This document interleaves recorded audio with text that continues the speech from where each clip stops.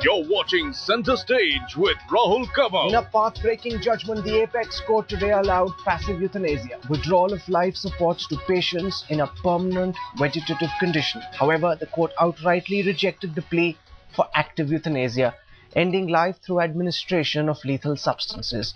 The Supreme Court asserted that this would now become the law of the land till the time Parliament enacts a suitable legislation to deal with this issue.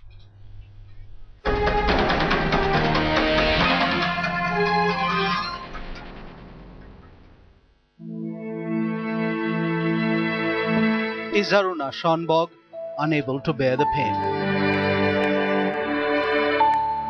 Has life become a burden for her? Does she really smile as it often appears? Does Aruna Shanbaug want to die?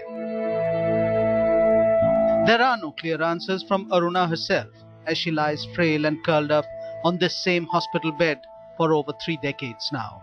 And now her life is in the hands of the staff at Mumbai's KEM hospital, who have showered loving care on their former colleague, brutally assaulted in the hospital premises.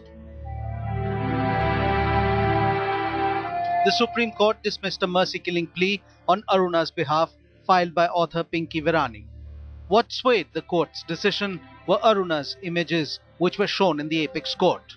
Our petition has been dismissed, but the court has laid down a very important law, and the court has permitted passive euthanasia on certain conditions, and certain parameters have been laid down.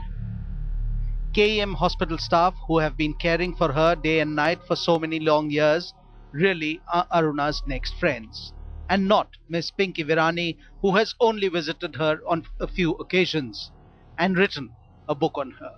Hence, it is for KEM hospital staff to take that decision. Now it is for the doctors to decide whether they should resort to passive euthanasia, whether her condition would demand that. Doctors will have to decide and then approach the court. You people were bold enough to say in the Apex Court that you have served her for the past 37 years and that only you people have the right to decide what should be done with her. Right, sir. It is right. We only think she should get a natural death, nothing apart from that.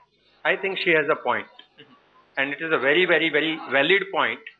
Unfortunately, at present, we do not have any mechanism or any test or any way to know whether Aruna Shanbaug herself feels that she is living a happy life or miserable and painful life.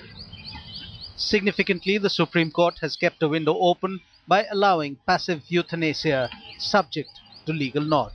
A decision has to be taken to discontinue life support either by parents or spouse or other close relatives, or in their absence, such a decision can be taken even by a person or a body of persons acting as a next friend. This procedure should be regulated and the law should be recommended to be made. Passive euthanasia is now legal and the Supreme Court has laid down the law, and the legacy of the Aruna Shanbaug case would be the number of cases that would come to the high courts across the country. With Bureau Inputs, Kunal Shankar, Headlines Today.